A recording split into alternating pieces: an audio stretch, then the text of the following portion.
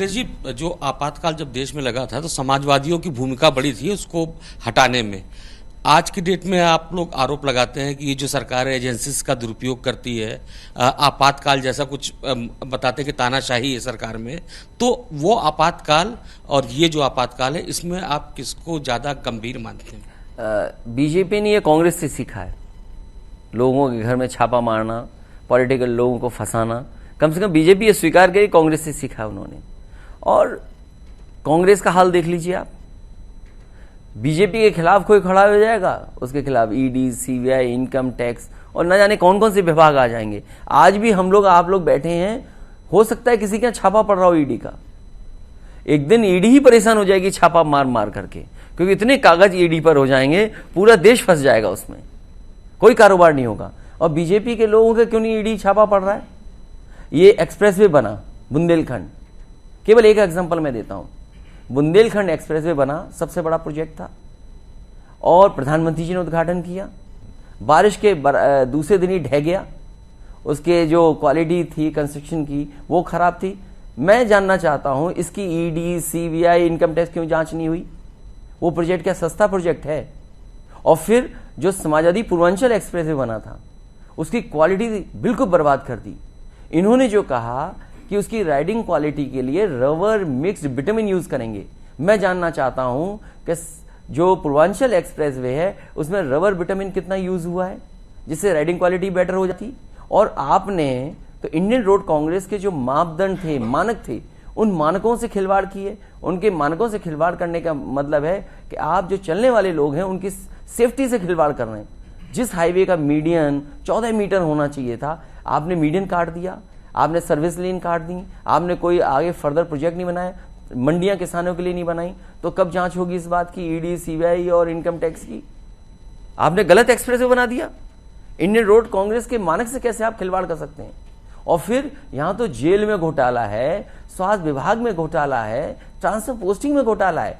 अभी उत्तर प्रदेश में सरकार बनते ही सभी इंजीनियरों का ट्रांसफर हो गया और ऐसा घोटाला सामने आया जिसमें कई सौ करोड़ का खिलवाड़ हुई है।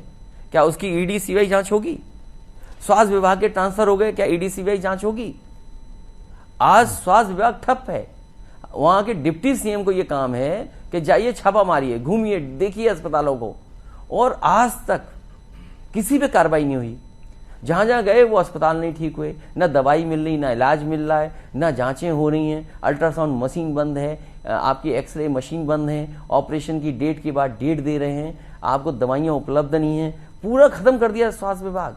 इस सब के विरोध में आप सड़क पर क्यों नहीं उतरते? ये जो राजभर जी आरोप लगाते हैं आप पर कि आप एसी कमरे में ही बैठना चाहते हैं, ये जो कह रहे हैं कि आपातकाल में समाजवादियों ने बहुत विरोध किया था, आप लोग के बारे में ये छवि क्यों बन रही है कि आप उतरते नहीं है सड़क पर? भारतीय जनता पार्टी अरबों खरबों रुपया खर्च करती है किसी भी पार्टी, पॉलिटिकल पार्टी की इमेज खराब करने में। मैं आपसे जानना चाहता हूं, ये बुद्धिजीवी पत्रकार हैं, अगर इन्होंने एक भी लाइन लिखी हो कि समाजवादी पार्टी के छात्र नौजवान पिछले कई दिनों से पदयात्रा कर रहे हैं, हजारों की संख्या में पदयात्रा कर रहे हैं, हमारे लीडर शामिल हो रहे हैं उसमें, हम लोग भी शामिल होंगे, ये बताएं ये बुद्धिजीवी पत्रकार, अगर एक लाइन लिखी हो उन्होंने उसके बारे में? तो जब आप हमारा लिखोगे ही नहीं तो जानेगा क्यों कोई? मेरा सवाल संगठन को लेके है। आप 2024 की तैयारी में है और उत्तर प्रदेश सबसे बड़ी जमीन है समाजवादी पार्टी के लिए, लेकिन पार्टी का संगठन इस समय कहीं दिखाई नहीं दे रहा। आपने संगठन भंग कर दिया। एक अध्यक्ष उत्तर प्रदेश के हैं और एक राष्ट्रीय अध्यक्ष हैं। पार्टी सिर्फ इस दो लोगों के उस पर चल रही है। तो आपको नहीं लगता कि संगठन आने वाले चुनावों के लिहाज से बहुत जरूरी है? टीम समाजवादी पार्टी बहुत जरूरी है, इसके लिए क्या कर रहे हैं? आपने बहुत महत्वपूर्ण सवाल पूछा है। और बीजेपी से लड़ने के लिए हमें अपने बूथ पे तैयारी करनी पड़ेगी और हमारे संगठन को बहुत ही अच्छा बनाना पड़ेगा। इसीलिए समाजवादी पार्टी ने अपना पूरा संगठन भंग किया है। अभी सदस्यता अभियान चल रहा है, 1 महीना और लगभग सदस्यता अभियान होगा, राष्ट्रीय सम्मेलन होगा और उसके बाद आप देखेंगे पूरा उत्तर प्रदेश में समाजवादी पार्टी का बूथ स्तर पर संगठन होगा। आज जो हमारी पार्टी की कोशिश है कि हर बूथ पर एक सक्रिय सदस्य बन जाए, और सक्रिय सदस्य बनाने में हमारी पार्टी के पूरे वरिष्ठ नेता उसी कार्यक्रम में लगे हुए पिछले 1 महीने से।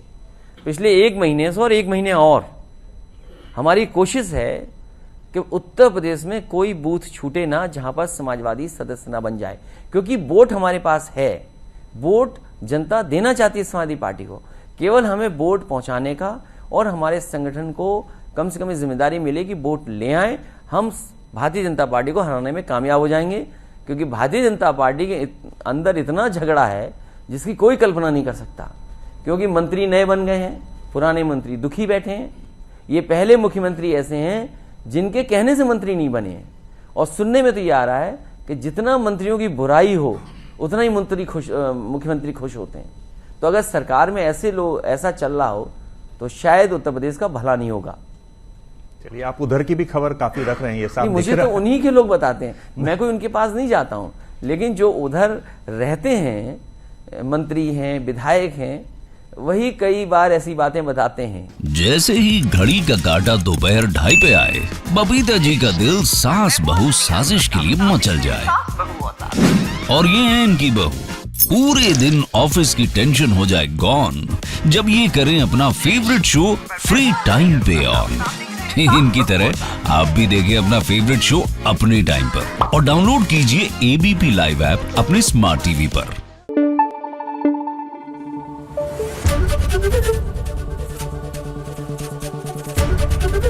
एबीपी न्यूज आपको रखे आगे।